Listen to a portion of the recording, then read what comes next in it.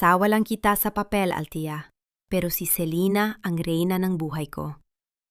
Sa gitna ng buhos ng ulan at sa harap ng kabaong ng kanyang ama, tinapon ni Rafael ang singsing sa putikan. Ang huling habili ni Don Severino ay tila naging mitsa ng kanyang kamatayan. Habang humahalahak ang kabit, isang itim na convoy ang huminto. Sino ang luluhod sa harap ng babaeng itinuring nilang basahan? Magsisimula na ang panimingil. Ano ba naman, Althea? Hanggang dito ba naman sa huling sandali ng tatay mo? Magiging pabigat ka pa rin sa amin?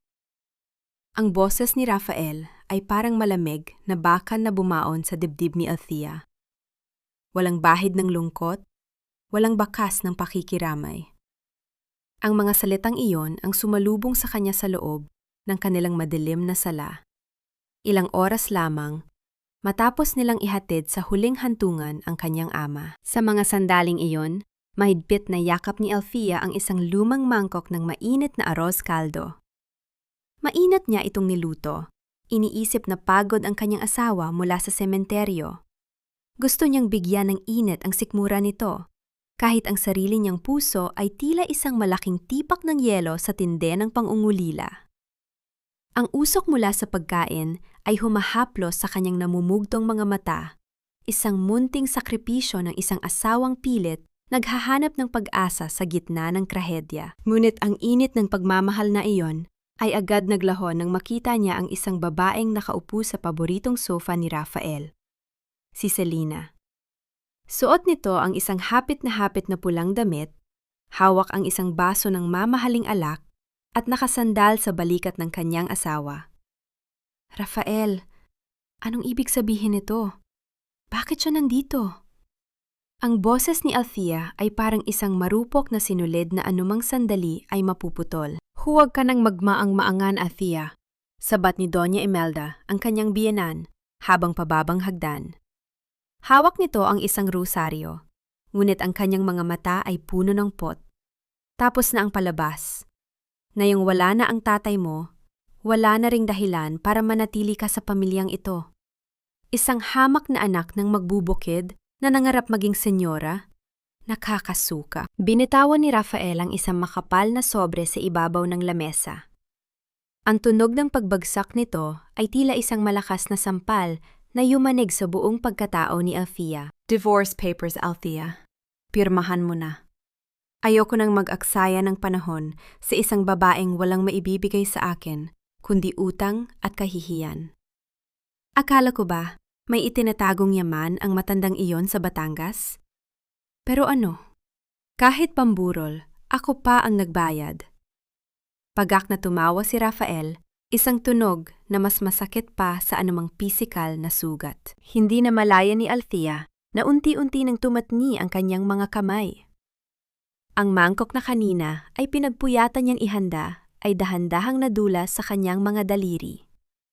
Hindi ito bumagsak ng may ingay na gaya ng pagsabog, kundi isang malungkot na pagtapos. Ang mainit na sabaw ay humahalubilo na sa kanyang mga luha sa sahig, parang ang kanyang mga pangarap na natatapon at niyuyurakan. Wala akong kinuha sa inyo, Rafael. Minahal kita, kahit wala ka pa. Bulong ni Althea. Ang kanyang lalamunan ay parang may nakabarang mga bubog. Ang bawat paghinga ay isang pagdurusa. Love? Don't be so dramatic, Althea. It doesn't pay the bills. Ani Selina sabay tayo at lumapit sa kanya. Naamoy ni Althea ang matapang na pabango nito, amoy ng pagtataksil. Look at you. You look like a maid. Rafael deserves someone who can stand beside him in business, not someone who smells like onions and poverty. Hinablot ni Rafael ang braso ni Althea at pilit siyang itinayo. Kinaladkad siya nito patungo sa pinto, habang ang ulan sa labas ay nagsisimula ng bumuhos ng malakas. Ang bawat hakbang ay tila pagpunat sa kanyang kaluluwa. Bitawan mo ako, Rafael! Ang tatay ko, kakaalis lang niya. Pagsusumamo niya, ngunit ang kanyang tinig ay nilalamon ng hagulgol. Ede, sumunod ka sa kanya sa putikan, sigaw ni Rafael. Binuksan niya ang pinto at walang awang itulak si Althea palabas. Ang katawan ni Althea ay bumagsak sa basang semento ng kanilang driveway. Ang malamig na tubig ay agad na tumagos sa kanyang manipis na damit, tila libu-libong karayom na tumutusok sa kanyang balat. Kasunod nito, inihagis ni Rafael ang isang lumang maleta, ang tanghing gamit na dinala ni Althea mula sa Batangas. Tumama ito sa kanyang binti, ngunit wala na siyang maramdamang sakit na pisikal. Ang lahat ng pandama niya ay nakatuon sa nag-iisang bagay na hawak niya ng mahigpit sa kanyang dibdib, ang maliit na urna na naglalaman ng abo ng kanyang ama. Mula ngayon, wala ka ng asawa. At sa oras na bumalik ka rito, ipapakulong kita.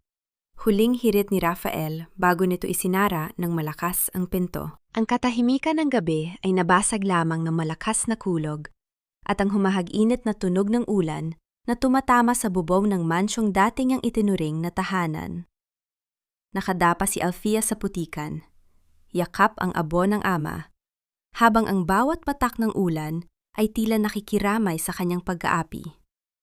Ang kanyang buong mundo, ang kanyang dignidad, at ang kanyang kinabukasan ay tila inanod na ng baha sa mga sandaling iyon. Habang nakatingin sa madilim na bintana ng silid na dati nilang pinagsaluhan ni Rafael, isang tanong ang paulit-ulit na umuukit sa kanyang isipan. Tila isang sumpa na ayaw siyang tantanan. Tatay, bakit mo ako iniwang ganito kabaon sa hirap? Bakit kailangan nilang gawin sa akin ito? Kung kailan wala ka na para protektahan ako. Hindi alam ni Althea na sa kabilang kalsada, sa loob ng isang itim na sasakyang kanina pa nakatigil, may mga matang nagmamasid. Mga matang puno ng paggalang at lungkot para sa babaeng kasalukuyang niyuyurakan ng padhana. Sa gitna ng kanyang pagluha, ang tanging naririnig na lamang ni Althea ay ang sarili niyang mabilis na tibok ng puso. Ang huling piraso ng kanyang pagkatao na tumitibay sa bawat segundo ng kanyang pagkawasa. Ang bawat patak ng ulan na tumatama sa balat ni Althea ay tila mga maliliit na hampas ng latigo. Ngunit wala nang masasakit pa sa lamig ng semento at ang katotohanang ang taong pinangakuan niyang mamahalin habang buhay ang mismong nagtulak sa kanya sa putikan. Mahigpit niyang niyakap ang urnang pilak ng kanyang ama. Pilit na pinoprotektahan ito mula sa baha at dumi, kahit na ang sarili niyang dangal ay wala ng proteksyon. Sa gitna ng kanyang paghagulgol, isang nakasisilaw na liwanag mula sa malayo ang dahan-dahang lumapit. Ang ingay ng makina ng isang mamahaling sasakyan ay unti-unting pumailan lang, bumasag sa ritmo ng ulan. Huminto ang sasakyan sa tapat mismo ng basang-basang si Althea. Ang marangyang ilaw ng sasakyan ay tumama sa kanyang mukha, dahilan upang mapapikit siya at mapayakap, lalo sa kanyang dalang maleta at sa abo ng kanyang ama. Bumukas ang pinto ng sasakyan. Isang pares ng itim na sapatos na balat ang unang tumapak sa basang kalsada. Isang lalaking, nasa kanyang mga huling bahagi ng 50, nakasuot ng napakalinis na tuxedo sa kabila ng masamang panahon.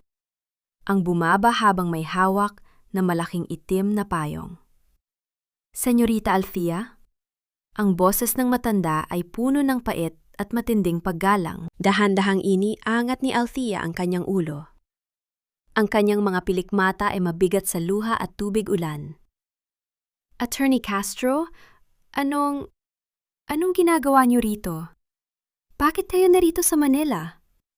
Si Attorney Castro ang tanging kakilala ni Althea na abogado ng kanyang ama sa Batangas. Ang akala niya, narito ito para singilin siya sa mga naiwang utang ng kanyang tatay. Gaya ng palaging sinasabi ni Rafael, hindi sumagot ang abogado. Sa halip, yumukod ito ng malalim sa harap niya. Isang kilos na tila hindi nararapat para sa isang babaeng nakadapa sa putikan. Isinilong siya nito sa ilalim ng payong, pilit na inilalayo sa lupit ng bagyo. Ipagpaumanhin niyo, senyorita. Hindi ko po inasahang ganito ang dadatnan ko. Ang sabi ng inyong ama, ang pagtitiis ninyo ay may hangganan. Pero tila lumampas na sila sa guhit, ani attorney. Castro, ang boses ay nanginginig sa galit habang nakatingin sa saradong pinto ng mansyon ng mga Montemayor. Attorney, wala na akong pera. Wala na akong pambayad sa inyo. Pinalayas na ako ni Rafael. Sabi niya, baon sa utang si tatay. Hikbi ni Alfia, ang boses ay halos mawala na dahil sa lamig. Isang mapait na ngiti ang sumilay sa labi ng abogado. Inalalayan niya itong tumayo at iginiya patungo sa loob ng sasakyan. Doon, sa loob ng tuyo at mabangong loob ng kotse, iniabot niya kay Alfia ang isang gintong envelope na may selyo ng pamilya Villamor. Utang? Senyorita, si Don Severino Villamor ay hindi kailanman nabaon sa utang. Siya ang nagmamay-ari ng kalahati ng mga lupain sa Batangas, ng 3 pangunahing port sa bansa, at ang Villa Clara Holdings na kinatatakutan ng mga bangko. Paliwanag ni Attorney Castro habang binubuksan ang dokumento. Ang lahat ng pagpapanggap niya bilang mahirap na magsasaka ay isang pagsubok lamang. Isang pagsubok para sa taong pagkakasalan niyo. Napatigil ang mundo ni Alfia. Ang kanyang puso na tila tumigil sa pagtibok ay biglang kumitig ng mabilis. Binasa niya ang unang pahina ng huling habilin ng kanyang ama. Ang bawat salita ay tila isang liwanag na tumutupok sa dilim ng kanyang kahapon. Para sa aking nag-iisang bituin, Alfia. Patawarin mo ako kung kailangan mong danasin ang pait ng kahirapan. Gusto ko lang siguraduhin na ang lalaking tatayo sa tabi mo ay hindi dahil sa aking ginto, kundi dahil sa iyong puso. Ngunit kung sa huli ay itatapon ka niya gaya ng isang basahan, anak, gamitin mo ang lahat ng iniwan ko para ipaalala sa mundo kung sino ang tunay na Villamor. Nang inginig ang mga kamay ni Alfia habang hinahaplos ang lagda ng kanyang ama. Lahat ng ito, totoo ba ito, attorney? Opo, senyorita. At may isa pa kayong kailangang malaman. Seryosong dagdag ng abogado. Ang kumpanyang pinagtatrabahuhan ni Rafael Montemayor, ang Montemayor Logistics, kamakailan lamang ay binili ito ng Villa Clara Holdings dahil sa malubang utang nito sa bangko. Sa madaling salita, Alfia, ikaw na ang bagong may-ari ng buhay at kabuhayan ng lalaking tumapon sa iyo sa ulan ngayong gabi. Napatingin si Alfia sa labas ng bintana, sa mansyong dahan-dahang lumiliit habang umaandar ang sasakyan. Ang sakit na nararamdaman niya ay hindi agad nawala. Ngunit napalitan ito ng isang malamig at matalim na determinasyon. Ang ulan na kanina ay nagpabagsak sa kanya ay tila naging isang binyag para sa kanyang muling pagsilang. Hindi na siya ang Alfia na nagmamakaawa para sa pag-ibig. Siya na ang Alfia na magtuturo sa kanila kung ano ang tunay na halaga ng binitawan nilang kayamanan. Habang papalayo ang sasakyan sa magulong syudad ng Maynila, ang bawat pag-ikot ng gulong sa basang kalsada ay tila unti-unting naglalayo kay Alfia sa lahat ng sakit na dinanas niya sa kamay ng mga Montemayor. Ang mga naglalakihang gusali at makukulay na neon lights ay napalitan ng mga anino ng matatayog na puno at malalawak na lupain habang tinatahak nila ang daan patungong Batangas. Ang ulan na kanina ay tila nagpaparusa sa kanya ay naging banayad na ambon na lamang, humahaplos sa bintana ng sasakyan na parang isang malungkot na oyayi. Senyorita, malapit na tayo. Alam kong pagod na kayo, ngunit hinihintay kayo ng lahat sa hacienda. Mahinahong wika ni Attorney Castro habang nakatingin sa rearview mirror. Hindi sumagot si Alfia. Ang kanyang mga mata ay nananatiling nakapako sa malayo, ngunit ang kanyang mga kamay ay dahan-dahang humaplos sa malambot na velvet ng upuan. Naalala niya ang bawat beses na pinagalitan siya ni Doña Imelda dahil lamang sa pag-upo sa mamahaling sofa sa kanilang sala, na tila ba ang dumi niya ay hindi kailanman maaalis. Ngayon, ang sasakyang kinalalagyan niya ay mas mahal pa kaysa sa buong bahay ng mga Montemayor. Ngunit ang tanging nararamdaman niya ay ang bigat ng urnang yakap niya. Huminto ang sasakyan sa harap ng isang napakalaking tarangkahang gawa sa itim na bakal. May nakaukit ditong malaking titik na V, ang sagisag ng mga Villamor. Sa isang kumpas ng kamay ng security guard, ang mabigat na pinto ay dahan-dahang bumukas ng walang kaingay-ingay. na tila binubuksan ang pinto ng isang kahariang matagal nang natutulog. Sa dulo ng mahabang daan na napapalibutan ng mga puno ng kape, bumadya ang isang mansyong gawa sa puting bato at kahoy na nara. Hindi ito ang modernong mansyon na puno ng bakal at salamin sa Maynila. Ito ay isang tahanang may kaluluwa, may kasaysayan, at higit sa lahat, may pagmamahal. Ang mga ilaw sa bawat bintana ay tila mga bituin na nagniningning para salubungin ang kanyang pagbabalik. Nang bumukas ang pinto ng sasakyan, isang matandang babae na may maputing buhok ang mabilis na lumapit. Siya si Nanay Susing, ang punong katiwala na nag-alaga kay Althea mula pagkabata. "Senyorita Althea! Diyos ko, ang aking alaga!" Hagulgol ng matanda habang niyayakap ng mahigpit si Althea. "Patawarin mo kami at hindi kami nakapunta sa Maynila. Ang bilin ng iyong ama ay manatili kami rito hanggang sa ikaw mismo ang dumating." Doon lamang bumuhos ang mga luhang kanina pa pinipigilan ni Althea. Sa bisig ni Nanay Susing, naramdaman niya ang tunay na kalinga ng isang ina. "Nanay, wala na si tatay. Mag-isa na lang ako." "Hindi ka nag-iisa, anak. Nandito kaming lahat. Nandito ang iyong tahanan." Bulong na matanda habang inaalay ang isang mainit na tuwalya. Pumasok sila sa loob ng mansyon. Ang bawat sulok ay pamilyar. Ang amoy ng pinakuluang barako, ang makinis na sahig na gawa sa hardwood, at ang malaking portrait ng kanyang ama sa gitna ng sala. Ngunit may isang maliit na detalye na nakakuha ng atensyon ni Althea.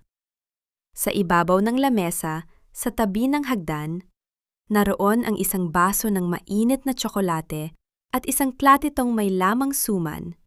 Ang paborito niyang merienda tuwing siya ay malungkot noong bata pa siya. Dahan-dahang kinuha ni Althea ang isang pirasong suman. Ang tamis nito ay humalo sa pait ng kanyang mga luha. Isang payak na alaala na nagpaalala sa kanya na sa kabila ng lahat ng ginto at kapangyarihan ng kanyang ama, ang tunay na kayamanan ay ang pagkilala sa kung ano ang tunay na nakakapagpapasaya sa kanya. Attorney Castro.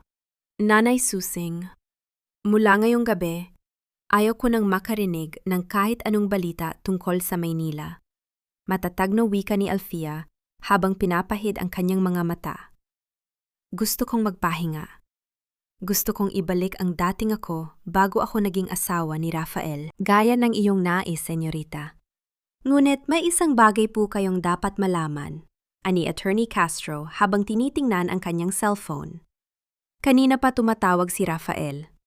Mukhang nalaman na niya ang tungkol sa pag-evict sa kanila sa bahay na tinitirhan nila.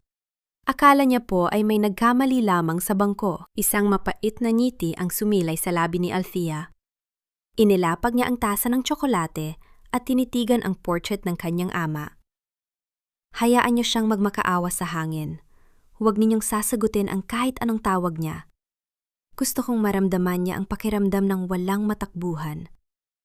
Ang pakiramdam ng itapon sa gitna ng dilim." Eksaktong pagkatapos niyang sabihin yon, biglang nagring ang sariling cellphone ni Althea na nasa loob ng kanyang lumang bag. Kahit basang-basa, gumagana pa rin ito. Nakita niya ang pangalan sa screen. Rafael. Dahan-dahan niyang kinuha ang phone. Sa halip na i-reject, hinayaan niya lang itong magring hanggang sa mamatay at muling tumunog. Sa bawat pagring, tila naririnig ni Althea ang desperasyon ng lalaking kanina lang ay itinuring siyang basura. Ngunit sa ikatlong pagkakataon, isang mensahe ang pumasok mula sa isang hindi kilalang numero. Binasa niya ito at biglang nanlamig ang kanyang buong katawan. "Althea, akala mo ba makakatakas ka? Alam ko kung nasaan ang mga lihim na dokumento ng tatay mo. Kung ayaw mong mabulgar ang lahat ng dumi ng Villa Clara, bumalik ka rito at ibigay ang lahat ng pera ko." Nabitawan ni Althea ang kanyang cellphone. Hindi si Rafael ang nag-text. Ang tono ng pananalita ay mula sa isang taong mas mapanganib at mas matagal nang nagmamasid sa kanila. "Hindi maaring mangyari ito. Ako ang reyna ng pamamahay na ito at walang sinumang makakapagtapon sa akin sa lansangan na parang isang basahan. Ang boses ni Doña Imelda ay umalingaw-ngaw sa malaking sala ng mga Montemayor, matalim at puno ng kapangyarihang unti-unti nang naglalaho. Hawak niya ang kanyang mamahaling rosaryo na gawa sa perlas. Ang mga daliri ay nanginginig sa galit habang hinarap ang dalawang lalaking nakauniporme mula sa bangko. Sa likuran niya, si Rafael ay balisang pabalik-balik sa paglalakad, habang si Selena ay nakaupo sa isang tabi, pilit na itinatago ang takot sa likod ng kanyang makapal na makeup. Ang mabalasik na utos ng pagpapaalis ay nakalapag sa lamesang kristal, tila isang haton ng kamatayan para sa kanilang marangyang pamumuhay. Ang miro ng kanilang kapalaran ay nagbago. Ang bawat ginto at bawat pader ng mansyong iyon ay hindi na sa kanila. "Kasalanan ito ng babaeng yon! Kasalanan ito ni Althea!" Sigaw ni Doña Imelda. Ang kanyang mukha ay namumula na sa tindi ng presyon.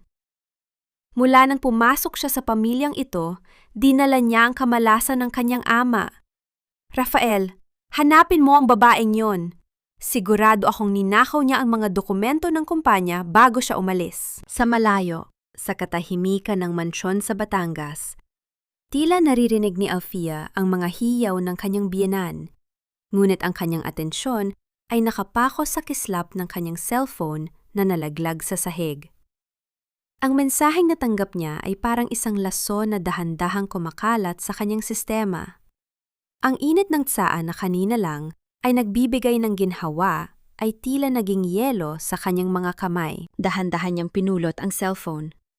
Ang kanyang hininga ay naging mababaw. At ang kanyang puso ay nagsimulang tumibok ng may bigat na hindi maipaliwanag. Ang bawat letra sa screen ay tila mga matatalim na kuko na kumakalmot sa kanyang alaala tungkol sa kanyang ama. "Senyorita, anong nangyari?" Mabilis na tanong ni Attorney Castro nang mapansin ang pamumutla ni Althea. Hindi makapagsalita si Althea. Iniabot niya ang cellphone sa abogado. Habang binabasa ni Attorney Castro ang banta, ang katahimikan sa loob ng sala ay naging nakabibingi. Ang tunog lamang ng hangin, humahampas sa mga puno ng kape sa labas ang maririnig, isang malungkot at babalang kanta ng kalikasan. "Ati, totoo ba ito? May itinatago ba si tatay?" Ang boses ni Althea ay parang isang batang nawawala sa dilim. Ang imahe ng kanyang ama, isang lalaking payak, mapagmahal at tapat, ay tila dahan-dahang nababahira ng anino ng duda. Huminga ng malalim ang abogado at inayos ang kanyang salamin. "Althea, sa mundo ng negosyo, walang taong umaakyat sa itaas nang hindi nagkakaroon ng mga kaaway. Ang iyong ama ay isang mabuting tao, ngunit siya ay isang matalinong negosyante. Ang Villa Clara Holdings ay hindi na itayo sa pamamagitan lamang ng panalangin." Tumayo si Althea at lumapit sa bintana. Nakita niya ang kanyang sariling refleksyon sa salamin, isang babaeng sugatan, pagod, at tila pilit na binabasag ng tadhana. Ang kanyang physiological response sa takot ay nagsimulang lumitaw. Ang kanyang mga tuhod ay nangangatog at ang kanyang lalamunan ay tuyot na tuyot. Sa gitna ng kanyang paghihirap, naalala niya ang bawat sakripisyo niya para kay Rafael. Kung paano niya tiniis ang bawat panlalait para lamang sa katahimikan ng kanilang tahanan. At ngayon, kahit ang alaala ng kanyang ama ay pilit na dinudumihan, "Hindi ko hahayaang sirain nila si tatay," bulong ni Althea. Ang kanyang tinig ay unti-unting nagkakaroon ng talim. Kung sino man ang magpadala nito, akala nila ay mahina pa rin ako. Akala nila ay ang Althea na iyakin ang kaharap nila. "Anong balak niyo, senyorita?" tanong ni Attorney Castro. "Hayaan nating lumapit ang kalaban, attorney. Huwag tayong gagawa ng unang hakbang. Sa ngayon, gusto kong malaman kung sino ang nakapasok sa opisina ni tatay bago siya mamatay." Matapang na utos ni Althea, bagaman sa loob niya ay may takot pa ring nananahan. Eksaktong pagkatapos niyang sabihin yon, isang malakas na katok ang bumasag sa katahimikan ng mansyon. Hindi ito ang katok ng isang bisita. Ito ay isang sunod-sunod at marahas na paghampas sa mabigat na pinto ng mansyon. Mabilis na tumayo si Nanay Susing. Ang kanyang muka ay puno ng pag-aalala. Sino ang magpupunta rito sa ganitong oras? Nang buksan ng pinto, hindi isang tao ang tumambad sa kanila. Sa halip, isang malaking itim na kahon ang iniwan sa tapat ng pintuan. Walang pangalan ng nagpadala, walang kahit anong sulat. Dahan-dahang lumapit si Althea, ang kanyang puso ay tila gustong tumalon sa labas ng kanyang dibdib sa tindi ng kaba. Dahan-dahan niyang binuksan ang takip ng kahon. Ang kanyang paningin ay nagdilim nang makita ang nilalaman nito. Sa loob ng kahon ay ang paboritong sombrero ng kanyang ama, punit-punit, at may bahid ng tuyong dugo. At sa tabi nito ay isang litrato. Isang litrato ni Althea habang siya ay natutulog sa loob ng mansyon. Kinuha lamang ilang minuto ang nakalilipas. Napaurong si Althea. Ang kanyang likod ay tumama sa pader. Ang banta ay hindi lamang tungkol sa dokumento. Ang kalaban ay narito na sa loob ng kanyang bakuran. Nanonood, naghihintay, at handang pumatay. Sino ang nagmamasid sa akin sa dilim?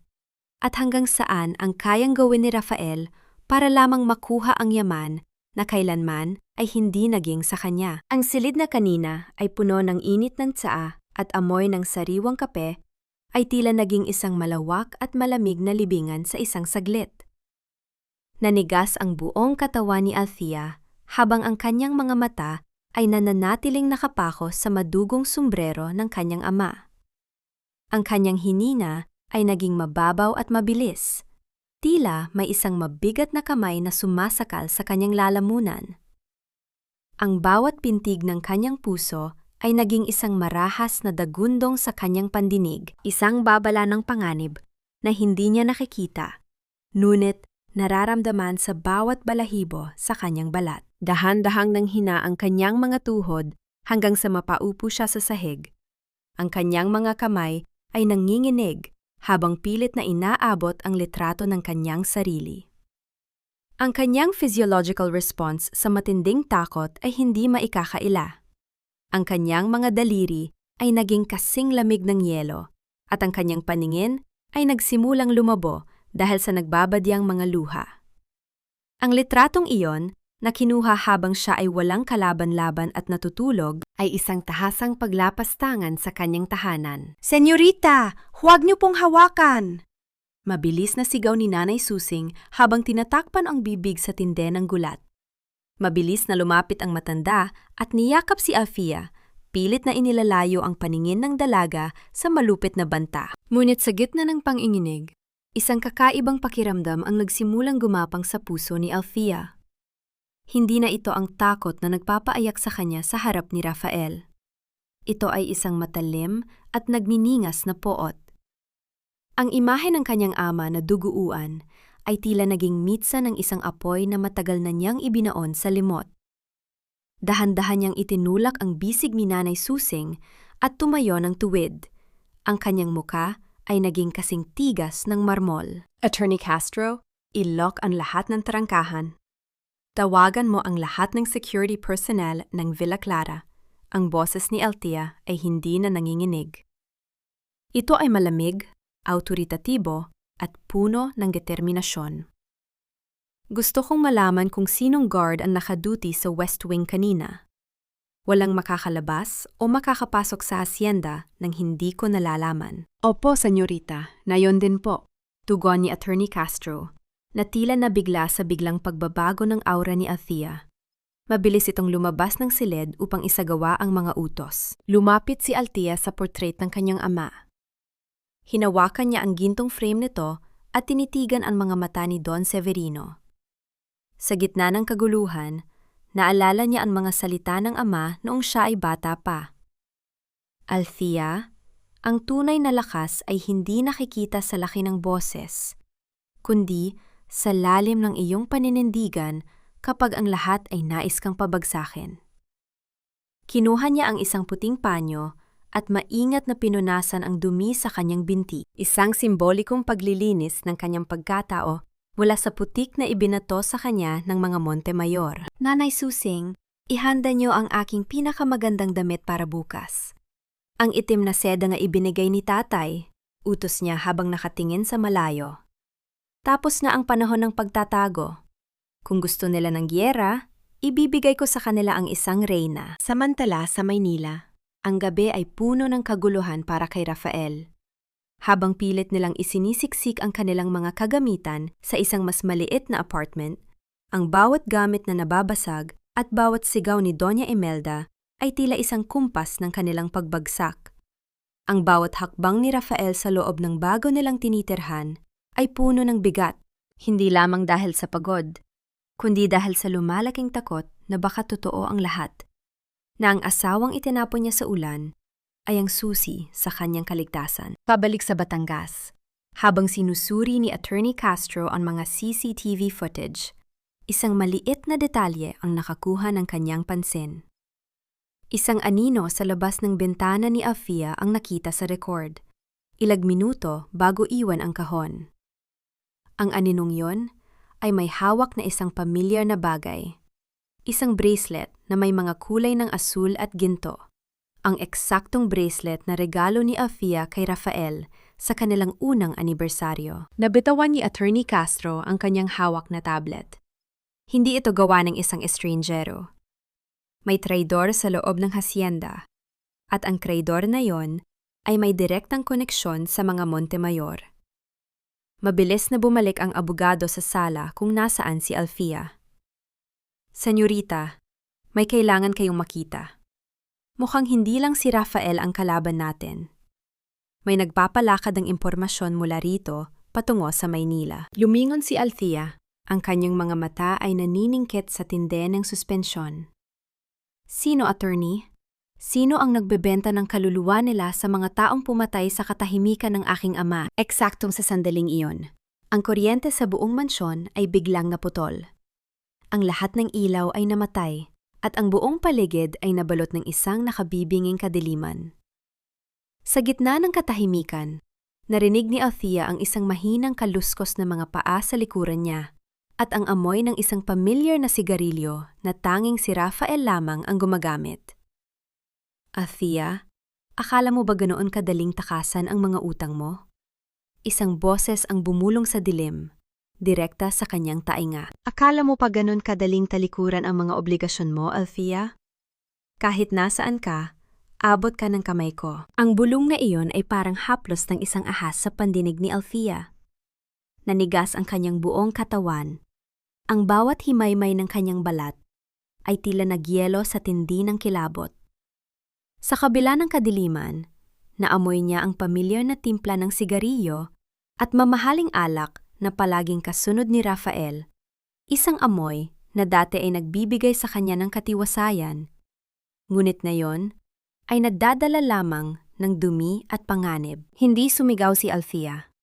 Sa halip, dahan-dahan niyang naramdaman ang bigat ng urnang pilak na malapit sa kanyang kamay. Ang kanyang physiological response ay hindi na lamang takot. Ito ay ang matinding pagnanais na mabuhay. Ang kanyang mga daliri ay nanginginig ngunit mahigpit na nakakapit sa gilid ng mesa, ang kanyang lalamunan ay tuyot, at ang kanyang paningin ay pilit na naghahanap ng anino sa gitna ng kawalan. Hindi ikaw si Rafael. Mahinahon, ngunit matalim na wika ni Althea. Masyadong duwag si Rafael para pumunta rito ng mag-isa. Sino ka? At magkanong ibinayad nila sa'yo para lapastanganin ang bahay na ito? Isang mahinang tawa ang sumunod, isang tunog na parang pagkiskis ng tuyong dahon sa semento. Matalino, gaya ng iyong ama.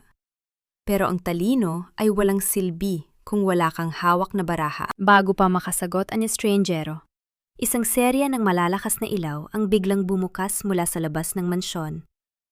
Ang mga emergency lights ay nagbuga ng matinding liwanag na tumama sa bintana, dahilan upang mabulag ang aninong nasa likod ni Afia. Narinig ang mabilis na pagtakbo ng mga sapatos sa sahig na kahoy. Hindi ang pagtakbo ng isang takot na tao, kundi ang disiplinadong hakbang ng mga security personnel na kanina lang ay tinawagan ni Attorney Castro. "Senyorita, diyan lang kayo!" Sigaw ng isang boses mula sa hallway. Nang lumingon si Althea, tanging ang bumubukas sarang kurtina na lamang ang kanyang nakita.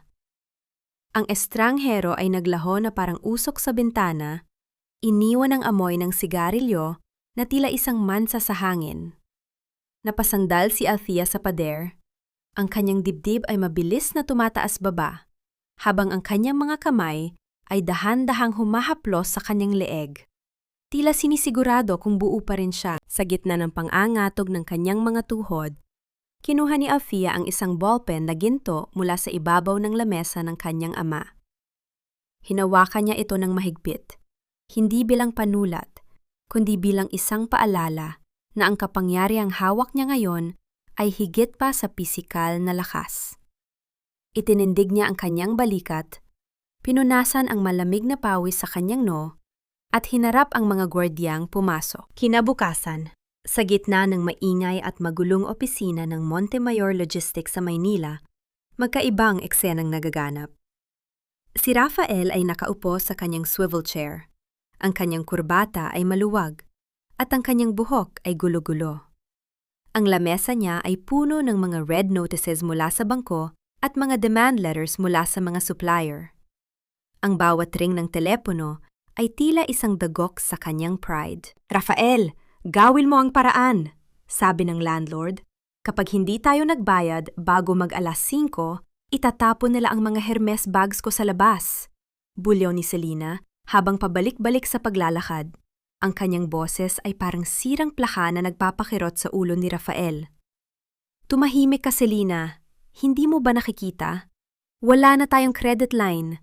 Ang lahat ng assets ko ay naka-freeze," sigaw ni Rafael. Ang kanyang mukha ay namumula sa desperasyon. "Bakit hindi mo tawagan ng Villa Clara?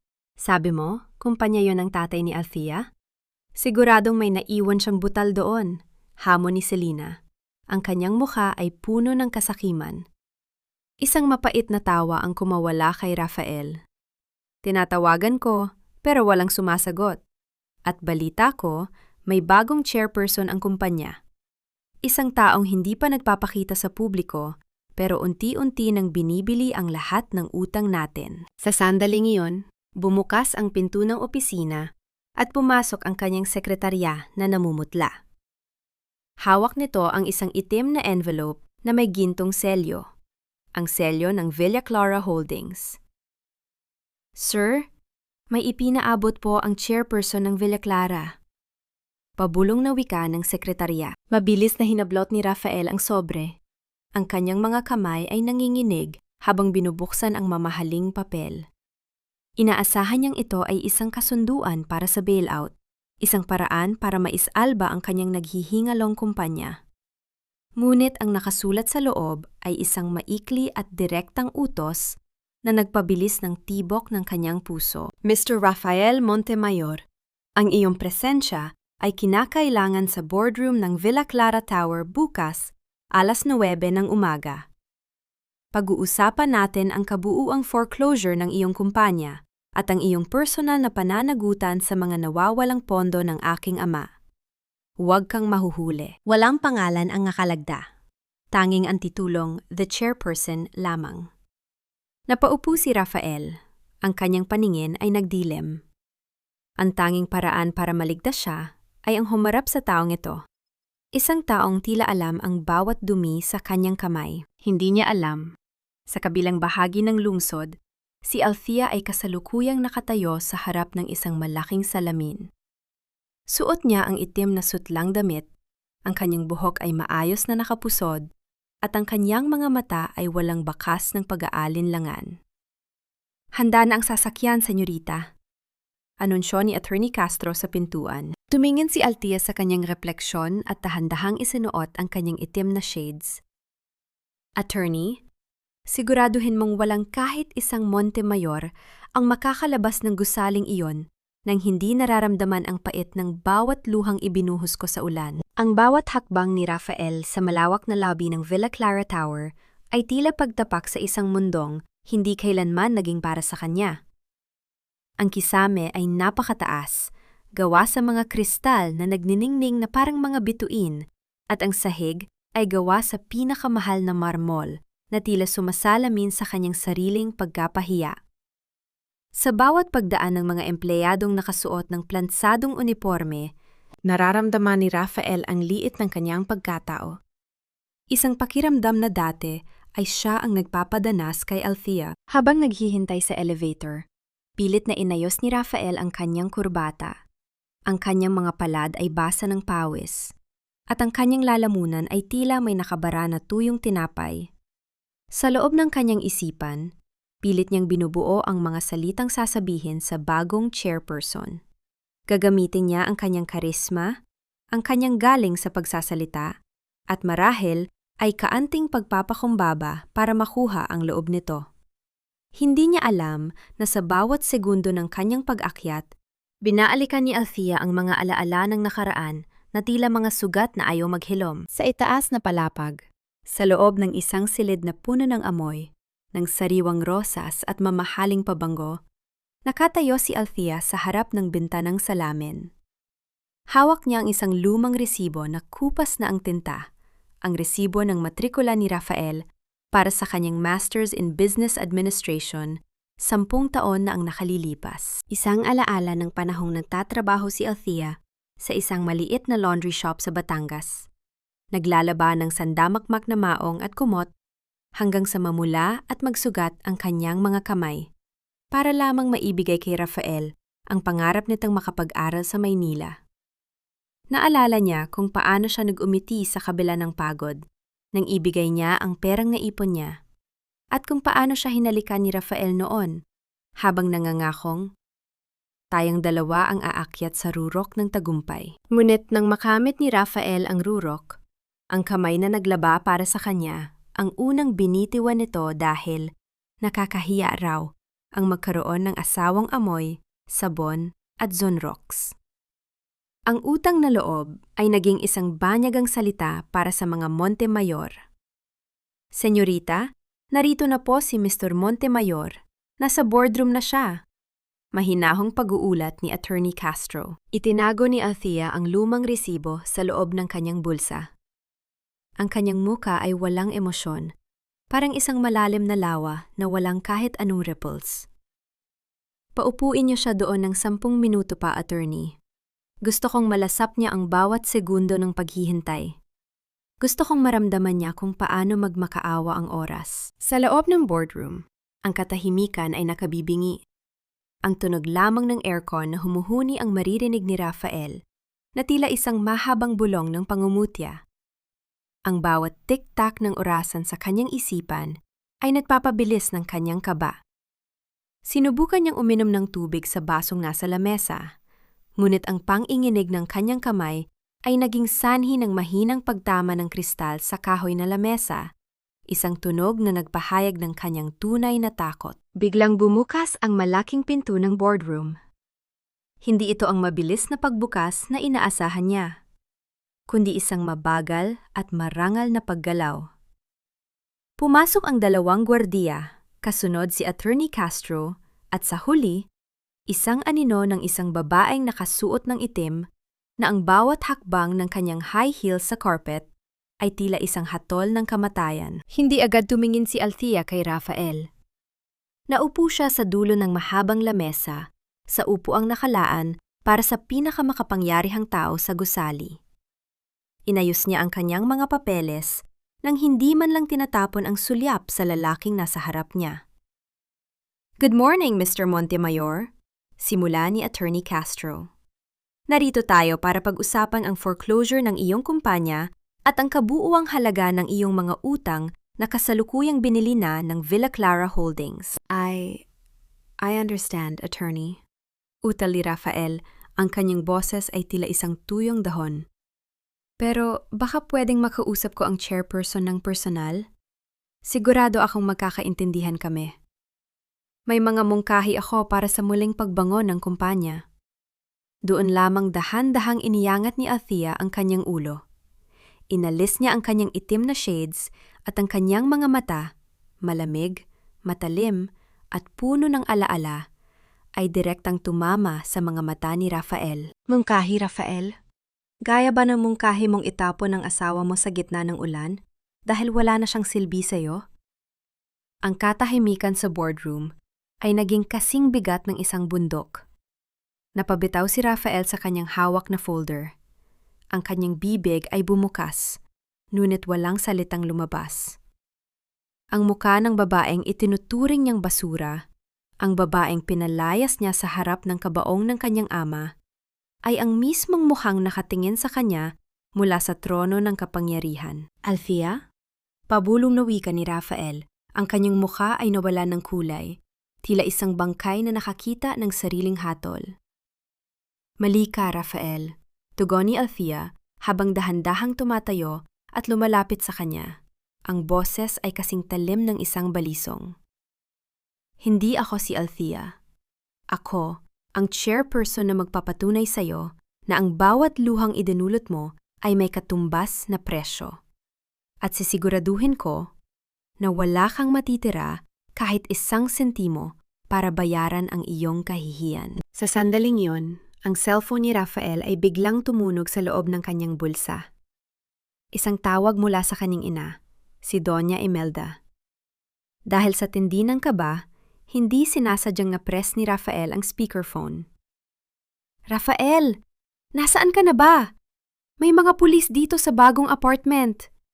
Sinasabi nilang ninakaw mo raw ang mga pondo ng Villa Clara noong kasal ka pa kay Althea. Rafael, tulungan mo ako! Namilog ang mga mata ni Rafael habang nakatingin kay Althea. Ang ngiting sumilay sa labi ng babae ay hindi ngiting ang pag-ibig, kundi ang ngiti ng isang renang tapos na sa pakikipaglaro. Ang ingay mula sa speakerphone ni Rafael ay tila isang koro ng mga demonyo na bumabasag sa katahimikan ng boardroom. Ang boses ni Doña Imelda, na dati ay puno ng pagmamataas at awtoridad, ngayon ay nanginginig sa takot at desperasyon. Ngunit sa halip na maawa, isang malamig na katahimikan lamang ang namayani sa mukha ni Althea. Pinanood niya kung paano dahan-dahan ng hina ang mga binti ni Rafael hanggang sa mapakapit ito sa dulo ng lamesang mahogany. Althea, please. Pagmamakaawa ni Rafael, ang kanyang boses ay halos isang bulong na lamang. Pamilya tayo. Alam kong nagkamali ako, pero huwag mo namang gawin ito sa amin. Ang mama, matanda na siya. Hindi niya kakayanin ang kulungan. Dahan-dahang tumayo si Althea. Ang bawat kilos niya ay may indayog na isang reynang handang magpataw ng hatol. Lumapit siya kay Rafael, hindi upang hawakan ito, kundi upang ipakita ang distansyang hindi na kailanman mabubura. Ang amoy ng kanyang mamahaling pabango ay humalo sa amoy ng malamig na pawis ni Rafael, isang pagsasama ng tagumpay at pagkatalo. Pamilya? Pag-uulit ni Althea. Ang kanyang tinig ay kasing talim ng isang labaha. Naisip mo ba ang pamilya nang itulak mo ako sa gitna ng ulan? Naisip mo ba ang pamilya nang tawagin mong pabigat ang tatay ko sa harap ng kanyang kabaong? Ang pamilyang sinasabi mo, Rafael, ay namatay kasabay ng huling hininga ni Don Severino. Eksaktong sa sandaling iyon, ang pintuan ng boardroom ay marahas na bumukas. Pumasok si Selena, hingal na hingal at gulo-gulo ang buhok na kanina lang ay maayos na maayos. Hawak niya ang kanyang designer bag na tila ba ito ang tanging bagay na magliligtas sa kanya mula sa paglubog. Rafael, ano itong naririnig ko? Sinasabi ng mga guard na hindi tayo pwedeng lumabas ng building. Sigaw ni Selena, hindi pa napapansin si Althea na nakatalikod. At sino ba itong chairperson na ito? Sabihin mo sa kanya na ang mga Aragon ay hindi pwedeng tratuhin ng ganito. Dahan-dahang lumingon si Althea. Ang kanyang mga mata ay naniningkit habang pinagmamasdan ang babaeng sumira sa kanyang tahanan. Nang magtama ang kanilang mga paningin, tila naging estatwa si Selena. Ang kanyang bibig ay bumukas, ngunit walang salitang lumabas. Tanging ang mabilis na pagtaas-baba ng kanyang dibdib ang nagpapakita ng kanyang gulat. Ikaw? Bulalas ni Selena. Ang kanyang boses ay puno ng puot at hindi makapaniwalang paghamak. Anong ginagawa mo rito, Althea? Nagtatrabaho ka na bang janitress dito? Rafael, bakit mo hinahayaang tumayo ang basurang ito sa harap natin? Isang mahinang tawa ang kumawala kay Althea. Isang tunog na puno ng pait at tagumpay. Lumapit siya sa upuan ng chairperson at dahan-dahang naupo. Ang kanyang mga kamay ay maayos na nakapatong sa lamesa. Ipagpaumanhin mo, Miss Aragon, ani Althea, habang tinitingnan ang kanyang bagong manicure. Ngunit ang basurang sinasabi mo, ang nagpapasweldo sa lahat ng tao sa gusaling ito. At siya ring may-ari ng bawat hibla ng damit na suot ni Rafael na yon. Ang makitang gumuho ang mundo ng dalawang taong nag-akalang mas mataas sila sa kanya dahil lamang sa ginto. Hinawakan niya ang isang maliit na bolpen at dahan-dahang nilagdaan ang isang dokumento. Ito ay hindi lamang basta papeles. Ito ay ang utos na bawiin ang lahat ng ari-arian ng mga Montemayor na ginamit bilang kolateral. Attorney Castro, ituloy ang pag-file ng kasong estafa laban kay Rafael at Doña Imelda. Utos ni Althea. Ang boses ay walang bakas ng pag-aalinlangan. At tungkol naman kay Miss Aragon, pakisuyong tawagan ang Bureau of Customs. May mga ulat na ang pamilya niya ay sangkot sa ilegal na pag-aangkat ng mga luxury goods gamit ang mga ports ng Villa Clara. Nanlamig ang buong pagkatao ni Selena. Napabitaw siya sa kanyang bag at ang tunog nito sa carpet ay tila ang huling hininga ng kanyang ambisyon. Napatingin siya kay Rafael. Umaasang ipagtatanggol siya nito, ngunit ang lalaking dati ay tila isang matatag na pader ay nakayuko na lamang. Ang mga balikat ay bagsak sa tindi ng kahihiyan. Althea, parang awa mo na. May anak tayo sa plano. Pilit na pangangatwiran ni Rafael. Isang huling pagtatangka na gamitin ang damdamin ni Althea. Ngunit bago pa makasagot si Althea, lumapit si Attorney Castro at may ibinulong sa kanya. Isang envelope na may lamang mga litrato ang inilapag sa harap ni Althea. Binuksan ito ni Althea at isang mapait ng ngiti ang sumilay sa kanyang mga labi. Anak, Rafael? O ang anak ni Selena sa driver ninyo na matagal mo nang pinaghihinalaan? Itinulak ni Althea ang mga litrato patungo kay Rafael. Ang mga larawan ay malinaw. Si Selena at ang driver ng mga Montemayor sa loob ng isang madilim na hotel. Ang katahimikan sa boardroom ay naging kasing pait ng lason. Dahan-dahang tumayo si Althea at lumakad patungo sa pinto. Tapos na ang oras ninyo. Ang bawat sentimong ninakaw ninyo sa tatay ko, bawat luhang idinulot ninyo sa akin, sisingilin ko yon ng may interes. Guard, ilabas na sila. At siguraduhing hindi sila makakatapak muli sa kahit anong pag-aari ng mga Villamor. Habang pinalalabas sina Rafael at Selena na parang mga kriminal, naiwan si Althea sa loob ng malawak na silid. Ang kanyang mga mata ay nanatiling nakatitig sa portrait ng kanyang ama na nakasabit sa tapat ng pintuan. Ang tagumpay ay matamis, ngunit may kasama itong hapdi na tanging ang isang sugatang puso lamang ang nakakaalam. Ngunit ang hindi alam ni Althea, habang pababa ang elevator ni Rafael, isang tawag ang natanggap ni Attorney Castro mula sa ospital sa Batangas. Isang balita na muling yayanig sa mundo ni Althea. Ano? Anong nangyari sa Batangas, Attorney? Sabihin mo sa akin ang totoo. Ang boses ni Althea ay pumiyok. Ang kanyang kamay na kanina lang ay matatag na nakahawak sa dokumento ay biglang nanghina. Ang malamig na aircon sa loob ng opisina ay tila naging kasing lamig ng yelo na dumadaloy sa kanyang mga ugat. Sa gitna ng kanyang tagumpay laban kay Rafael, isang bagong takot ang biglang sumakop sa kanyang puso. Isang takot na walang kinalaman sa pera o kumpanya. Huminga ng malalim si Attorney Castro. Ang kanyang muka ay puno ng pag-aalala. Senyorita, si Nanay Susing, isinugod siya sa ospital. Natagpuan siya ng mga kasambahay na walang malay sa kusina matapos ang isang kaguluhan sa loob ng hasyenda.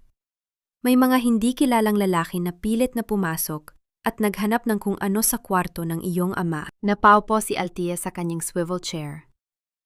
Ang kanyang physiological response ay mabilis. Ang kanyang paningin ay nagdilim, at ang kanyang lalamunan ay tila punong-puno ng tuyong alikabok. Ang bawat tibok ng kanyang puso ay naging isang marahas na paalala ng kanyang pagkukulang.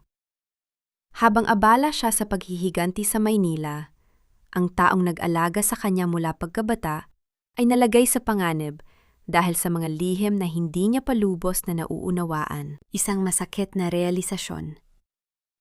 Habang hawak niya ang isang gintong pluma na simbolo ng kanyang bagong kapangyarihan, napagtanto ni Althea na ang lahat ng yaman sa mundo ay walang silbi kung mawawala ang mga taong tunay na nagmamahal sa kanya.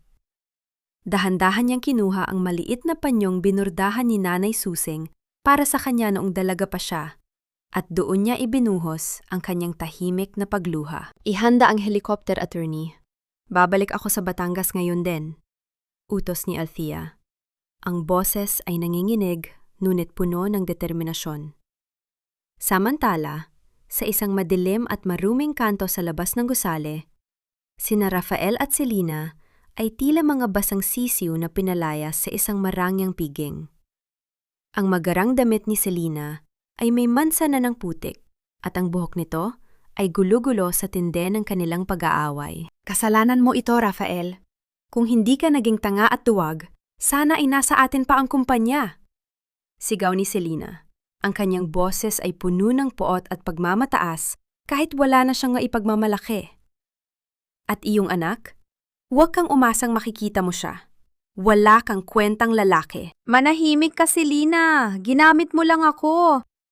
Ikaw at ang mama ang nagtulak sa akin na saktan si Althea. Bulyaw ni Rafael. Ang kanyang mukha ay namumula sa tinde ng kahihiyan. Ngayon, nasaan tayo? Wala. Kahit pambili ng pagkain, wala tayo. Ang kanilang pag-aaway ay naputol lang dumating ang isang itim na patrol car. 2 pulis ang bumaba at lumapit sa kanila. Mr. Rafael Montemayor, isinasama ka namin sa presinto para sa karagdagang investigasyon tungkol sa mga ilegal na transaksyon ng Montemayor Logistics. Hindi, wala akong kinalaman dyan. Si Rafael lang ang may kasalanan. Sigaw ni Selina, habang pilit na kumakawala. Ngunit ang mga pulis ay hindi nakinig. Habang kinaladkad sila patungo sa sasakyan, tumunog ang cellphone ni Rafael. Isang tawag mula sa presinto kung nasaan si Doña Imelda. Ang matanda ay humihulagpos sa iyak, humihingi ng tulong na hindi na maibibigay ng kanyang anak. Ang gaslighting na ginawa nila kay Althea sa loob ng maraming taon ay tila bumalik sa kanila sa pinakamasakit na paraan. Mabalik sa Batangas, ang helicopter ni Althea ay lumipad sa ibabaw ng madilim na kabundukan. Sa loob ng sasakyan, binabasa ni Attorney Castro ang isang lumang tala-arawan na natagpuan sa ligtas na taguan ni Don Severino. Senyorita, mukhang tama ang hinala ko. Bulong ni Attorney Castro. Ang taong nagbabanta sa inyo ay hindi lang basta kaaway sa negosyo. Siya ang taong itinuring na kapatid ng inyong ama. Ang taong akala ni Don Severino ay matagal nang patay. Nanlamig si Althea. Tumingin siya sa bintana at nakita ang mga ilo ng hasyenda sa malayo. Ngunit sa gitna ng kadiliman ng gubat na nakapaligid sa mansyon, nakita niya ang isang pamilya na kislap ng liwanag. Isang signal na tila naghihintay sa kanyang pagdating. Nang lumapag ang helicopter sa malawak na damuhan, isang lalaking nakasuot ng itim na Amerikana ang nakatayo sa dulo ng helipad. Hindi ito si Rafael, at hindi rin ito isa sa kanyang mga bodyguard. Hawak ng lalaki ang isang pamilyar na bagay. Ang gintong medalya ni Don Severino na ibinaon kasama ng kanyang ama. Napahinto si Althea. Ang kanyang puso ay tila gustong tumalon sa labas ng kanyang dibdib. Paano napunta sa taong ito ang medalyang nasa loob ng kabaong ng kanyang ama? Sino ka? At ano ang tunay na nangyari sa gabi ng libing ni tatay? Ibigay mo sa akin yan. Sino ka para hawakan ang pag-aari ng tatay ko? Ang sigaw ni Althea ay hinalo sa ingay ng unti-unting humihina na ilis ng helicopter. Ang hangin ay marahas na humahampas sa kanyang itim na sutlang damit. Tila pilit siyang itinutulak palayo sa lalaking nakatayo sa dilim. Ang liwanag mula sa helipad ay tumatama sa gintong medalyang hawak nito. Ang medalyang may bahid pa ng sariwang lupa. Isang patunay ng isang kasalanang hindi mapapatawad. Ang physiological response ni Althea ay mabilis at masakit. Ang kanyang mga kamay ay naging kasing lamig ng bakal at ang kanyang lalamunan ay tila punong-puno ng mga tinik. Ang bawat hakbang niya patungo sa lalaki ay puno ng bigat, na tila ba ang bawat hibla ng kanyang kalamnan ay sumisigaw sa tinde ng kaba at puot. Ang imahe ng puntod ng kanyang ama na nilapastangan ay tila isang kutsilyong paulit-ulit na sumasaksak sa kanyang puso. Dahan-dahang humarap ang lalaki. Ang kanyang muka ay may mga linyang likha ng panahon at galit. Siya si Eduardo, ang taong tinutukoy ni Attorney Castro sa Tal-Arawan. Ang anino ng nakaraan ni Don Severino. Ang ginto ay para sa mga buhay, Althea. Hindi para sa mga patay na hindi marunong tumupad sa pangako. Ang boses ni Eduardo ay malalim, tila galing sa ilalim ng lupa. Akala ba ng tatay mo ay ganoon lang kadaling ibaon sa limot ang utang niya sa akin? Ang Villa Clara ay itinayo sa ibabaw ng aking mga sakripisyo. Althea sa gitna ng panganib. Sa halip na umurong, hinablot niya ang isang mabigat na flashlight mula sa suot na tactical vest ng kanyang bodyguard at itinama ang liwanag nito sa mukha ni Eduardo. Ang kanyang mga mata ay nagniningning hindi dahil sa luha, kundi dahil sa isang determinasyong kasing tibay ng brilyante. Naalala niya kung paano siya tinuruan ng kanyang ama na magtanim, na ang bawat buto ay kailangang mabulok muna bago magbunga. At ngayon, ang mga lihim na ibinaon ay nagsisilabasan na. Utang? Ang tanging utang na meron dito ay ang kapayapaan ng tatay ko na ninakaw mo, bulyaw ni Althea. Ang kanyang tinig ay pumapailan lang sa katahimikan ng gabi. Attorney Castro, tumawag ka ng mga pulis. Ipakordon ang sementeryo. Walang aalis sa lugar na ito. Habang magaganap ang tensyon sa Batangas, ang kapalaran naman ay lalong nagiging malupit sa Maynila. Sa loob ng isang masikip at mabahong selda, si Doña Imelda ay nakaupo sa isang malamig na bench. Ang kanyang mamahaling perlas ay wala na. Tanging ang gusot-gusot na damit na lang ang natira sa kanyang karangyaan. Hindi niyo ako pwedeng ikulong dito. Kilala ko ang mayor. Kilala ko ang lahat. Ang bulyaw ng matanda ay tila isang desperadong awit na wala nang nakikinig.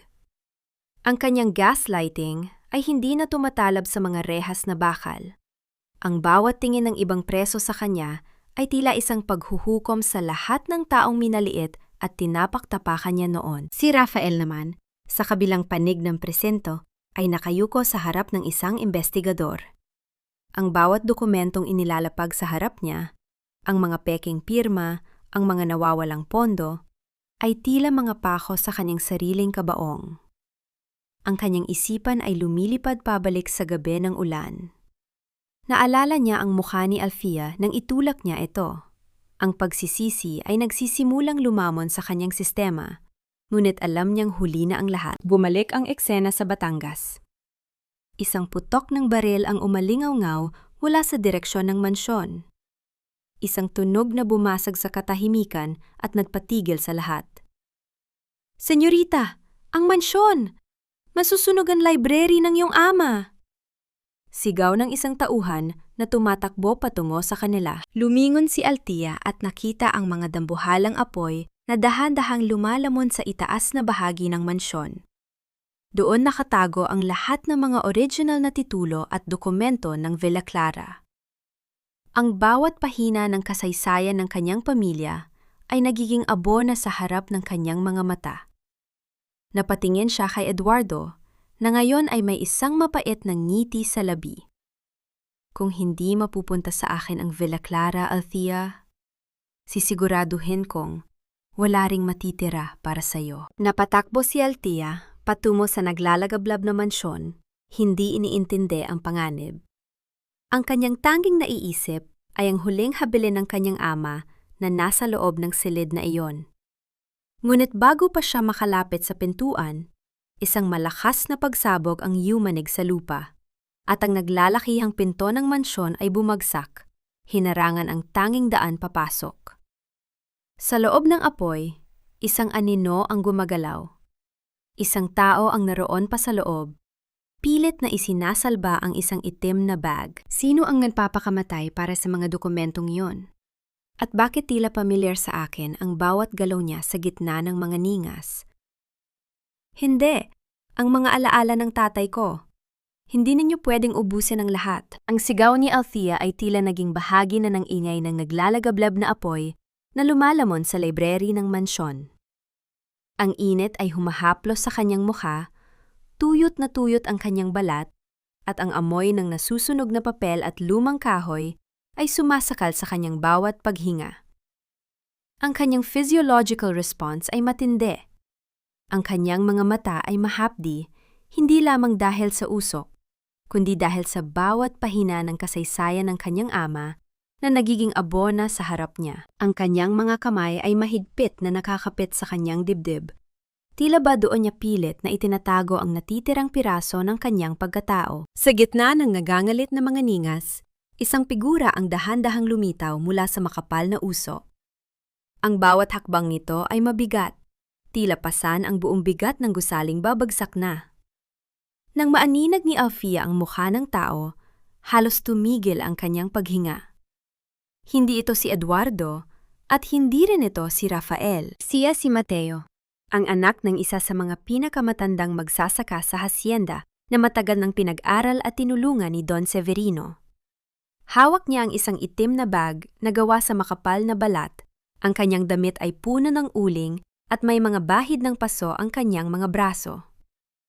Senyorita, ang mga original na titulo at ang lihim na vault, ligtas po.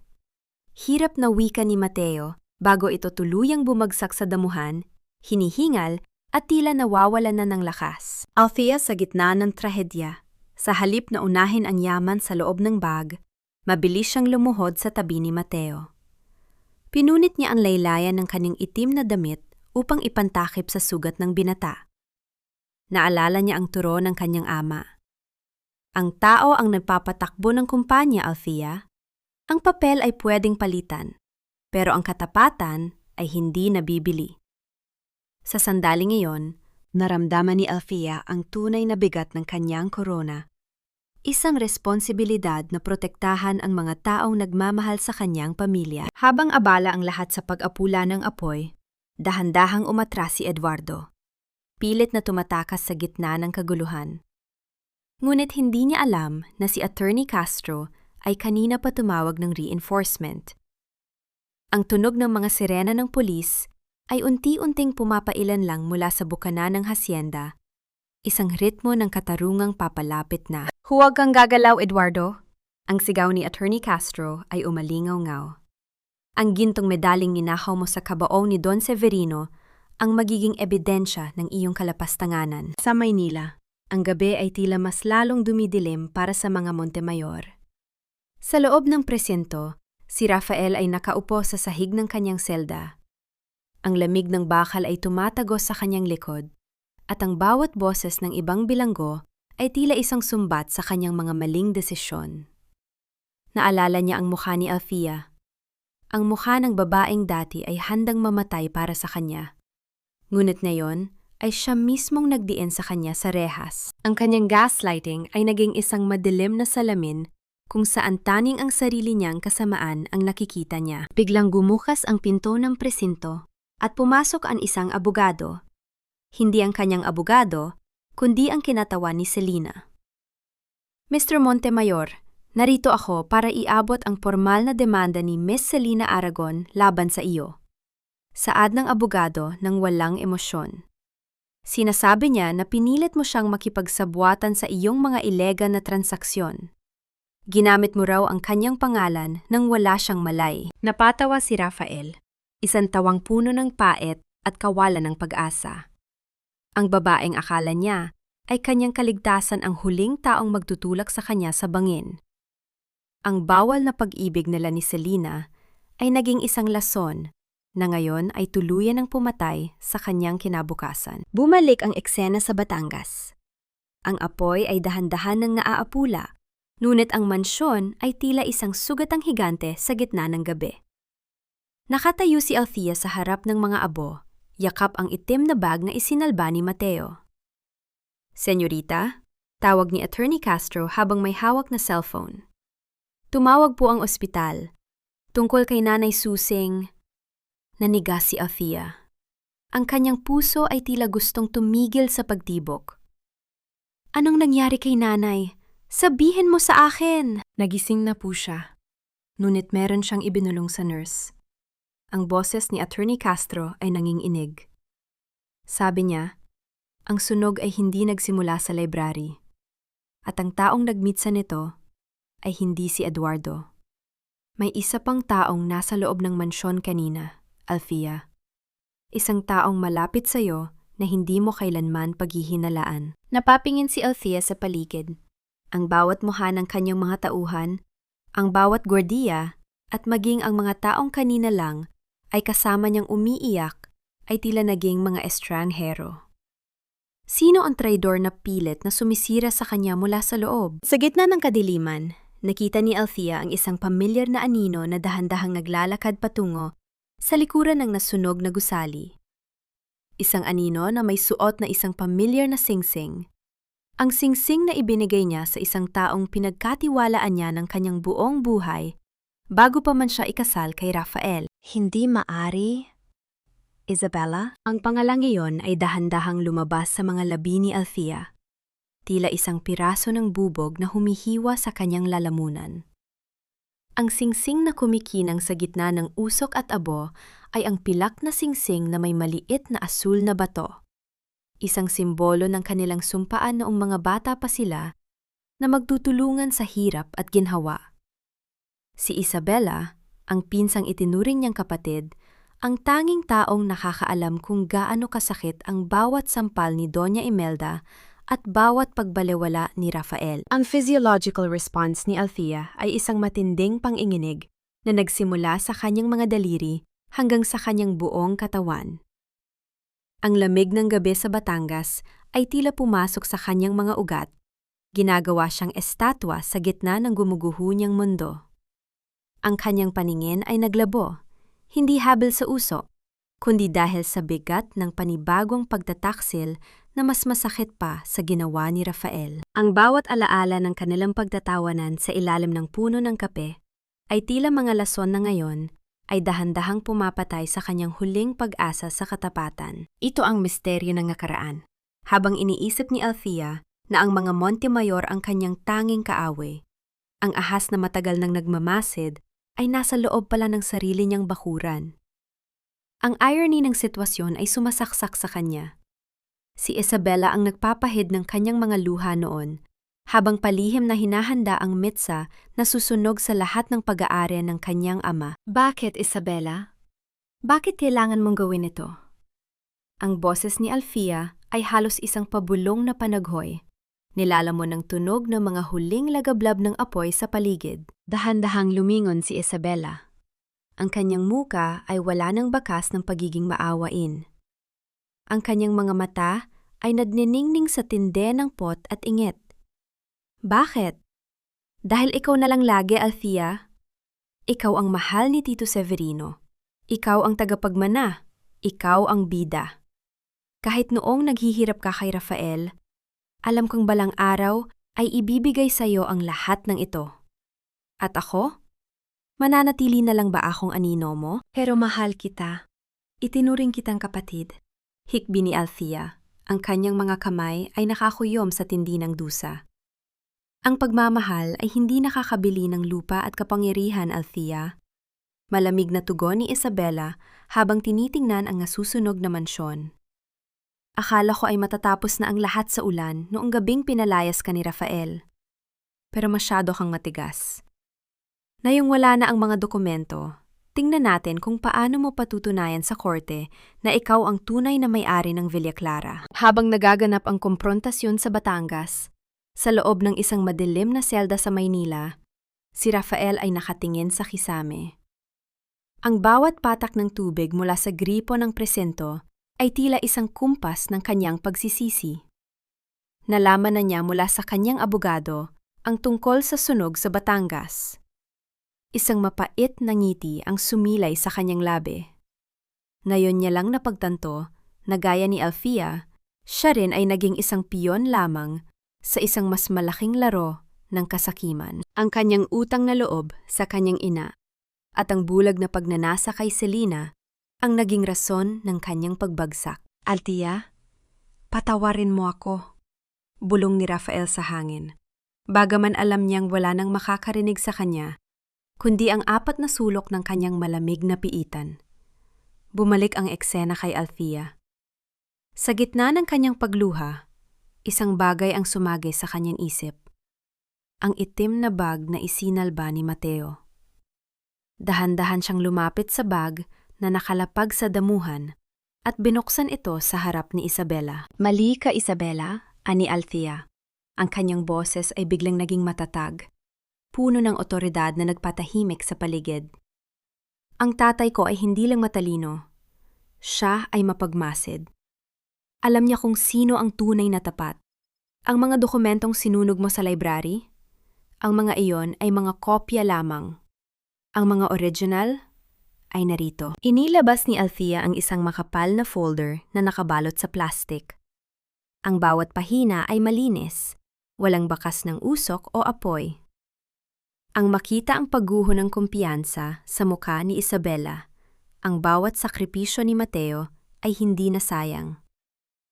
Hindi maaari, sigaw ni Isabela habang pilit na inaagaw ang bag, ngunit agad siyang hinarang ng 2 security guard na kanina pa nakabantay sa bawat galaw niya. Attorney Castro, isama siya kay Eduardo. Utos ni Althea. Ang kanyang mga mata ay tuyo na at puno ng determinasyon. Gusto kong malaman ng lahat na ang Villa Clara ay hindi itinayo sa ibabaw ng kasinungalingan. At ang sinumang magtangkang sumira sa alaala ng tatay ko ay makakatagpo ng isang kaaway na hinding-hindi nila makakalimutan. Habang kinakaladkad palayo si Isabela, narinig ni Althea ang isang mahinang tunog ng isang message mula sa kanyang cellphone. Ito ay isang video mula sa isang hindi kilalang numero. Binuksan niya ito at nakita ang isang eksenang nagpabilis ng tibok ng kanyang puso. Ang video ay kuha sa loob ng ospital. Si Nanay Susing habang natutulog ay may isang taong dahan-dahang lumalapit sa kanyang oxygen tank. Ang kamay ay dahan-dahang inaabot ang valve para patayin ito. Nanay! Sigaw ni Althea sa tindi ng kaba. Mamatay na ang lahat ng saksi, Althea. Walang matitira sa'yo kundi ang mga papel na yan na wala ring silbi kung wala nang nagmamahal sa'yo. Ang mga salitang iyon ni Isabela na binitawan bago siya kinaladkad ng mga pulis ay tila isang malupit na propesya na ngayon ay nagkakatotoo sa harap ng mga mata ni Althea. Sa maliit na screen ng kanyang cellphone, ang bawat segundo ng video ay tila isang dahan-dahang pagpiga sa kanyang puso. Ang puting kurtina ng ospital na humahampas sa hangin, ang malamig na kislap ng bakal ng oxygen tank at ang aninong unti-unting lumalapit sa walang malay na matanda. Ang lahat ng ito ay tila isang bangungot na gising si Althea. Ang physiological response ni Althea ay mabilis at nakaparalisa. Ang kanyang hininga ay naging isang serye ng maikling singhap, tila ang hangin sa paligid niya ay biglang naging kasing nipis ng usok. Ang kanyang mga kamay, na kanina ay matatag na nakayakap sa bag ng mga titulo, ay nagsimulang manginig ng walang kontrol, dahilan upang mahulog ang cellphone sa madamang lupa. Ang lamig ng gabi sa Batangas ay tila pumasok sa kanyang mga buto, ngunit sa loob ng kanyang dibdib may isang apoy ng desperasyon na naglalayab. Ito ang mabigat na ironya. Sa sandaling hawak na ni Althea ang lahat ng ebidensya para mabawi ang kanyang kaharian, ang taong nagbigay sa kanya ng tunay na kahulugan ng tahanan ay nasa bingit ng kamatayan. Ang mga titulong papel na hawak niya ay tila naging mga walang kwentang basura, kung ang kapalit nito ay ang huling hininga ng kanyang Nanay Susing. Attorney Castro, ang ospital! Kailangan nating makarating doon na yun din! Ang sigaw ni Althea ay hindi na boses ng isang chairperson, kundi boses ng isang anak na takot maulila muli. Hindi na nag-aksaya ng panahon si Althea. Sa kabila ng panganib ng dilim, mabilis siyang sumakay sa sasakyang naghihintay. Ang bawat pagpaharurot ng makina at ang bawat pag-alon ng sasakyan sa baku-bakong daan ay tila isang karera laban sa kamatayan. Sa loob ng sasakyan, ang katahimikan ay kasing bigat ng isang kabaong. Nakatingin si Althea sa labas, sa mga anino ng puno na mabilis na lumilipas, habang ang kanyang isipan ay punong-puno ng mga alaala ni Nanay Susing. Ang mga haplos nito sa kanyang buhok noong bata pa siya. Ang bango ng niluluto nitong kape at ang katapatan nitong hinding-hindi matutumbasan ng ginto. Senyorita, tumawag na ako sa security ng ospital. Naka-lockdown na ang floor. Ani Attorney Castro, pilit na pinapakalma ang dalaga. Nang makarating sila sa ospital, hindi na hinintay ni Althea na pagbuksan siya ng pinto. Patakbo siyang pumasok sa lobby, hindi iniintindi ang mga tingin ng mga taong naguguluhan sa kanyang anyong puno ng uling at dumi mula sa sunog. Ang tunog ng kanyang mga sapatos sa makinis na sahig ng ospital ay tila isang mabilis na tambol ng kaba. Pagdating sa silid ni Nanay Susing, bumadya ang isang eksenang nagpapatigil sa mundo. Ang pinto ay wasak at sa loob, ang mga nurse ay nagkakagulo. Isang lalaki ang nakadapa sa sahig, pinipigilan ng 2 security guard. Ngunit ang kumuha ng atensyon ni Althea ay ang babaeng nakatayo sa tabi ng kama ni Nanay Susing, hawak ang isang hiringgilya na puno ng malinaw na likido. Hindi ito si Selena, hindi rin ito si Isabela. Siya si Marisa, ang nakababatang kapatid ni Rafael na matagal nang naninirahan sa ibang bansa, at akala ni Althea ay walang kinalaman sa gulo. Ang mukha nito, na dati ay puno ng tamis at tawa, ngayon ay baluktot sa tinde ng put. Althea, huwag kang lalapit! Sigaw ni Marisa, ang kanyang mga mata ay naniningkit. Ang pamilya namin ay sira na dahil sa'yo. Si Kuya Rafael ay nasa kulungan. Si Mama ay naghihirap. Bakit kailangang ikaw ang laging panalo? Kung kailangang mamatay ang matandang ito para maramdaman mo ang pait na dinaranas namin, gagawin ko ang sandali ng matinding pagpapasya. Dahan-dahan siyang lumapit, hindi bilang isang kalaban, kundi bilang isang babaeng marami na ring nawala. Inilahad niya ang kanyang mga kamay, walang sandata, walang galit. Tanging ang katotohanan lamang ang dala. Marisa, tingnan mo ako. Mahinahong wika ni Althea. Ang kanyang boses ay puno ng emosyong tila isang malalim na ilog. Hindi ako ang sumira sa pamilya niyo.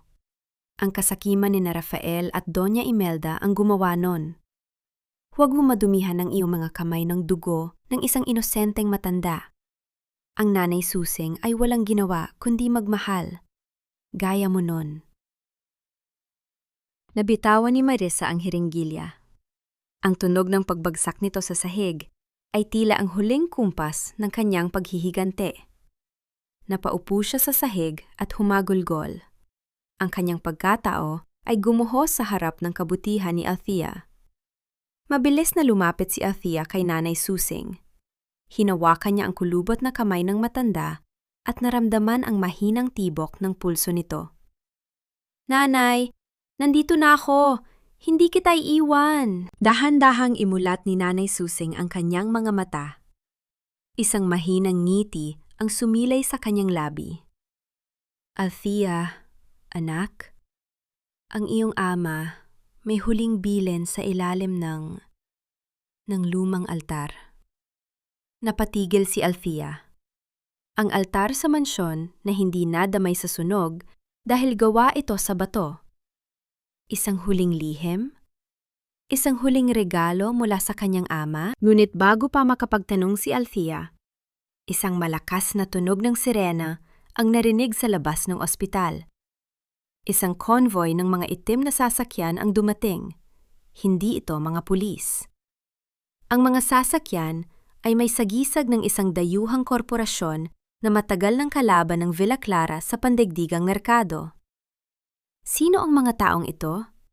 At ano ang kinalaman nila sa huling bili ni Don Severino? Hindi pa ba tapos ang gabi ng pag-uusig na ito? Ang bulong ni Althea ay tila isang buntong hininga na kinuha mula sa kailaliman ng kanyang pagod na pagkatao. Habang nakatayo sa bintana ng ospital, pinanood niya ang paghinto ng mga itim na sasakyang may sagisag ng Global Prime Dynamics. ang dambuhalang korporasyon na matagal nang nagnanais na lamunin ang Villa Clara Holdings. Ang kislap ng kanilang mga headlight ay tila mga mata ng isang gutom na lobo sa gitna ng dilim, naghihintay ng pagkakataong sumakmal sa isang sugatang reyna. Ang physiological response ni Althea ay naging isang malamig na kapayapaan. Ang kanyang mga kamay ay hindi na nanginginig. Sa halip, ang mga ito ay naging matigas at handa. Ang bawat tibok ng kanyang puso ay naging isang paalala na, sa likod ng kanyang mga luha ay dumadaloy ang dugo ni Don Severino. Humarap siya kay Attorney Castro, na ngayon ay mas lalong naging balisa. Ate, dalhin niyo si Nanay Susing sa isang ligtas na pasilidad ng kumpanya. Huwag ninyong hahayaang malaman ng sinuman kung nasaan siya, utos ni Althea. Ang boses ay kasing talim ng isang utos ng general. Ako ang haharap sa kanila. At pagkatapos, pupunta ako sa mansyon.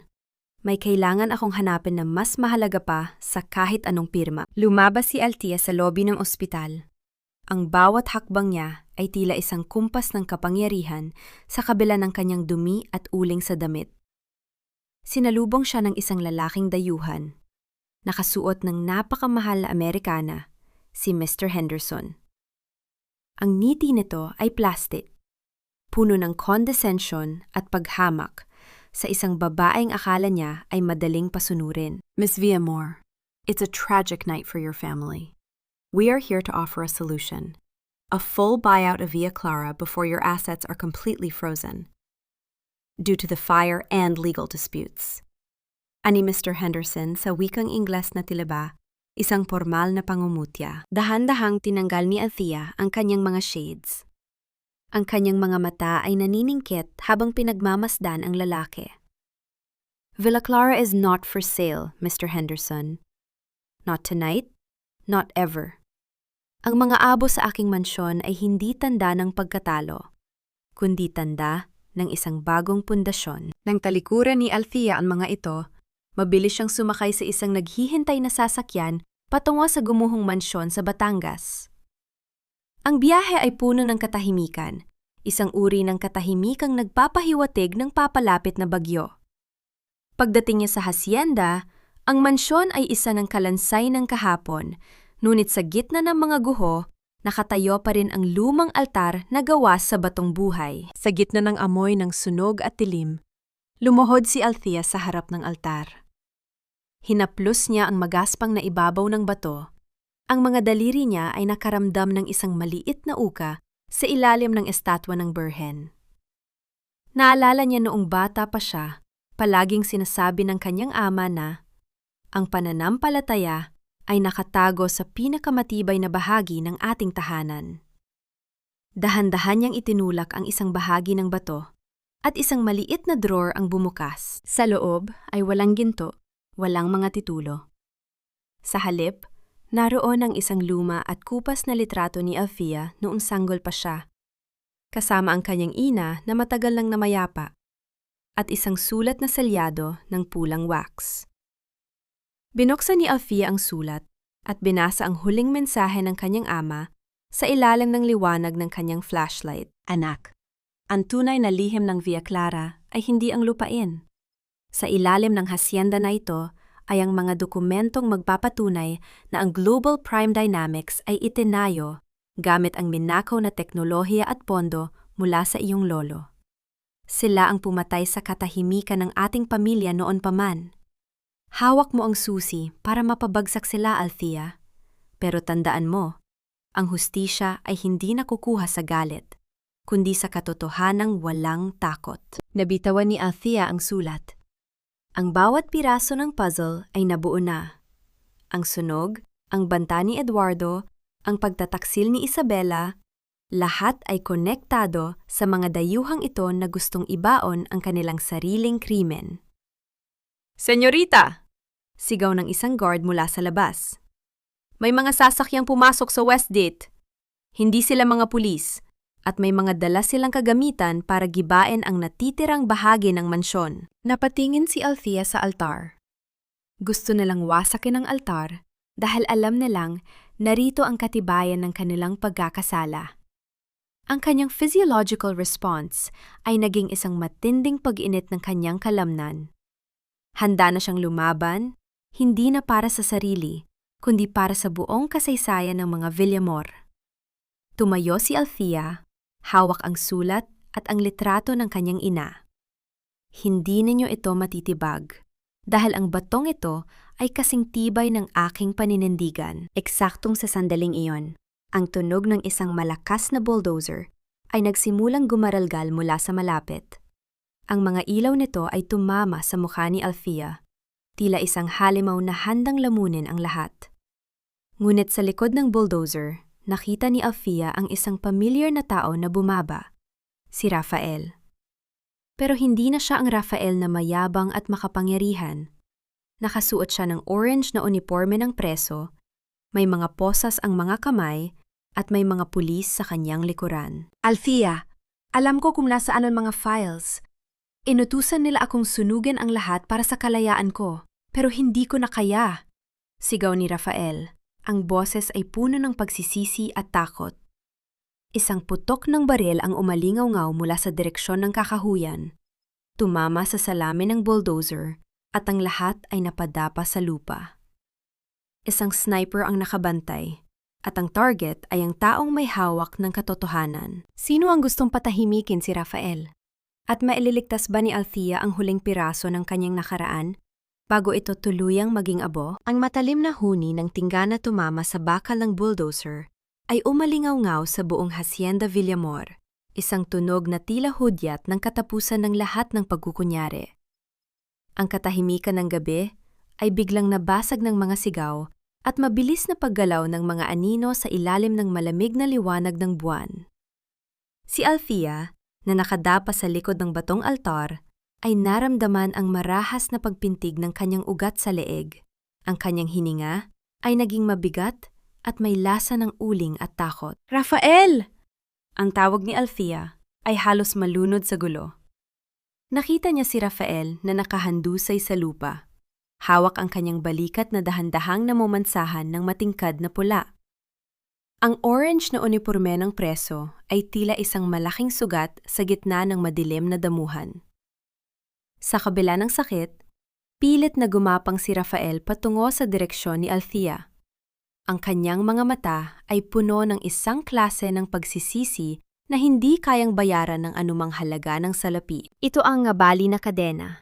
Ang sandali kung saan ang taong naging anino ng kanyang pait ay naging tanging saksi ng kanyang katotohanan. Sa gitna ng pang-anib, lumapit si Althea at hinawakan ang nangangatog na kamay ni Rafael. Walang halong pag-ibig, kundi isang malalim na pagkilala sa isang taong nahanap ang kanyang kaluluwa sa huling sandali. Althea, sa ilalim ng upuan ng bulldozer, naroon ang recorder. Ang pag-uusap namin ni Henderson, hirap na wika ni Rafael. Ang bawat salita ay may kasamang dugo at pait. Patawarin mo ako, hindi dahil karapat-dapat ako, kundi dahil kailangan mong maging malaya. Hindi na nakasagot si Althea dahil ang mga tauhan ng Global Prime Dynamics ay dahan-dahan ng lumalapit. Ang kanilang mga sandata ay nagniningning sa dilim. Ngunit, bago pa man sila makahakbang sa sagradong lupa ng mga Villamor, ang buong paligid ay biglang nabalot ng asul at pulang liwanag. Ang mga sirena ng pulis at ang pagdating ng mga special forces ng kumpanya ni Althea ay tila isang baha ng katarungang hindi na mapipigilan. Mr. Henderson, you are under arrest for attempted murder, arson, and corporate espionage. Ang boses ni Attorney Castro ay nanginghibabaw, matatag at walang bahid ng pag-aalinlangan. Si Mr. Henderson, na kanina ay tila isang hari ng industriya, ay dahan-dahang itinaas ang kanyang mga kamay habang pinalilibutan ng mga otoridad. Ang kanyang mukha ay nawala ng kulay, tila isang maskara na dahan-dahang natutunaw. Ang kapangyarihang akala niya ay kasing tibay ng bakal ay gumuho sa harap ng isang babaeng itinuring niyang mahina. Habang inilalabas si Rafael sa isang stretcher, lumingon siya kay Althea. Walang salitang namutawi sa kanilang mga labi. Ngunit sa isang sulyap na yon, natapos ang isang kabanata ng sakit na tumagal ng maraming taon. Ang bawat luhang idinulat ni Rafael ay tila natuyo na. Hindi dahil sa paglimot, kundi dahil sa pagtanggap na ang hustisya ay may kanya-kanyang oras. Huling paghaharap. Tumayo si Althea sa gitna ng mga guho ng kanyang tahanan. Hawak niya ang sulat ng kanyang ama sa kaliwang kamay at ang medalyong ginto sa kanan. Tumingin siya sa langit, kung saan ang usok mula sa sunog ay dahan-dahan ng tinatangay ng hangin, inilalantad ang unang sinag ng bukang liwayway. Ang amoy ng basang lupa at bagong simula ay humalo sa hangin. Ang lahat ng dumi, ang lahat ng pagtataksil ni Selina, Isabella at ng mga Montemayor ay tila naging mga abong kinuha ng hangin. Ang Villa Clara Holdings ay nanatiling nakatayo, hindi dahil sa ginto, kundi dahil sa isang babaeng tumangging mabasag ang kanyang dignidad sa kabila ng pagdurog ng mundo. Dahan-dahang lumapit si Althea sa altar at inilapag doon ang litrato ng kanyang ina. Tapos na, tatay. Ligtas na ang ating pangalan. Habang ang araw ay dahan-dahang sumisikat sa kabundukan ng Batangas, binalot ni Althea ang kanyang sarili ng kanyang itim na blazer. Ang kanyang mga hakbang patungo sa naghihintay na sasakyan ay hindi na akbang ng isang biktima, kundi hakbang ng isang reynang handang itayo ang kanyang kaharian mula sa mga abo. Ngunit bago siya tuluyang umalis, isang maliit na bata mula sa komunidad ng mga magsasaka ang lumapit at nag-abot sa kanya ng isang puting rosas. Para sa inyo po, senyorita. Sabi po ni nanay, kayo ang aming pag-asa. Isang tunay na ngiti, ang unang ngiti ng ganap na kaligayahan, ang sumilay sa labi ni Althea. Ang nobela ng kanyang buhay ay hindi nagtapos sa paghihigante, kundi sa pagkakahanap ng kanyang tunay na layunin. Lumipas ang isang taon na tila isang dahan-dahang pag-ikot ng mga pahina ng isang makapal at lumang aklat. Ang mansyon sa Batangas ay muling itinayo, hindi bilang isang saradong kuta ng yaman, kundi bilang isang bukas na tahanan na tinawag na Bahay ni Severino, isang santuwaryo para sa mga kababaihan at batang biktima ng pang-aabuso at kawalan ng katarungan. Ang amoy ng sariwang pintura ay humalo sa bango ng mga bulaklak ng kape at ang bawat sulok na dati ay puno ng usok ay nagminingning na ngayon sa ilalim ng gintong liwanag ng hapon. Sa gitna ng malawak na harden, nakaupo si Althea sa isang upuang gawa sa nara. Hawak niya ang isang tasa ng mainit na kape. Ang usok nito ay dahan-dahang humahalik sa kanyang muha na ngayon ay wala ng bakas ng pag-aalinlangan. Ang kanyang mga mata, na dati ay madalas mamugto sa luha, ay puno na ngayon ng kapayapaang kasing lalim ng dagat. Isang puting envelope ang nakapatong sa kanyang kandungan. Isang sulat mula sa presinto. Ito ay galing kay Rafael. Sa loob ng isang taon, hindi kailanman sinagot ni Althea ang mga sulat nito. Ngunit binabasa niya ang mga ito para sa kanyang sariling paghilom.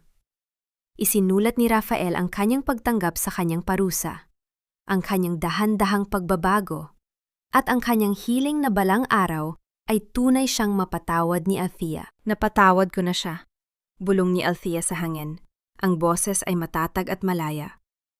Hindi habil karapat-dapat siya, kundi dahil karapat-dapat ang puso ko sa katahimikan. Ang katarungan ay nahanap na rin ang kanyang daan sa iba pang mga tao. Si Selina at Isabella ay nahaharap sa mahabang taon ng pagkakakulong dahil sa sabwatan at panununog. Habang si Doña Imelda ay nananatili sa isang maliit na bahay sa probinsya, iniwan ng lahat ng kanyang mga kaibigang akala niya ay tapat sa kanyang yaman. Ang kanyang karma ay ang mabuhay sa katahimikan ng isang taong walang sinumang makausap. Isang parusang mas matindi pa sa rehas na bakal. Ito ang pinto ng kinabukasan, ang sandali ng ganap na pagpapalaya. Dahan-dahang lumapit si Nanay Susing, na ngayon ay masigla na at muling nag-aalaga sa mga halaman sa harden. Inabutan niya si Althea ng isang baso ng sariwang juice. "Senyorita, handa na po ang sasakyan. Hinihintay na kayo ng mga bata sa foundation para sa inyong pagbisita. Masiyahing wika ng matanda. Salamat, nanay. Pupunta muna ako kay tatay bago tayo umalis. Tugon ni Althea habang tumatayo. Naglakad si Althea patungo sa maliit na kapilya sa loob ng hasyenda kung saan nakalagak ang abo ni Don Severino. Inilapag niya ang isang puting rosa sa tapat ng portrait ng ama. Hindi na siya umiiyak. Ang bawat sakripisyo ng kanyang ama, ang bawat pagsubok na ibinigay nito sa kanya, ay nagbungana ng isang babaeng hindi na kailanman matitinag ng anumang ulan o bagyo. Ang aral na iniwan ng kanyang nobela ay malinaw sa kanyang isipan. Ang tunay na halaga ng isang tao ay hindi nasusukat sa laki ng kumpanyang kanyang pinamumunuan, kundi sa laki ng puso niyang handang magmahal at magpatawad sa kabila ng lahat. Ang ginto ay pwedeng manakaw. Ang mansyon ay pwedeng masunog. Ngunit ang dignidad at katapatan ay mga kayamanang kailanman ay hindi maagaw ng sinuman. Lumabas si Althea sa kapilya at sinalubong ang mainit na sikat ng araw. Nakita niya ang mga tauhan ng hasyenda na kumakaway sa kanya. Ang mga ngiti nila ay tapat at puno ng paggalang. Hindi na siya ang pabigat na asawa. Hindi na siya ang anak ng magbubukid na nilalait. Siya si Althea Villamor. Isang reyna ng kanyang sariling tadhana, isang simbolo ng pag-asa, at isang babaeng natutong bumangon mula sa abo patungo sa liwanag. Sa huling sandali ng kanyang paglalakad patungo sa sasakyan, narinig niya ang tawanan ng mga bata sa malayo. Isang malalim at payapang hininga ang pinakawala ni Althea. Sa wakas, ang nobela ng kanyang pasakit ay natapos na. At ang kabanata ng kanyang tunay na kaligayahan ay nagsisimula pa lamang.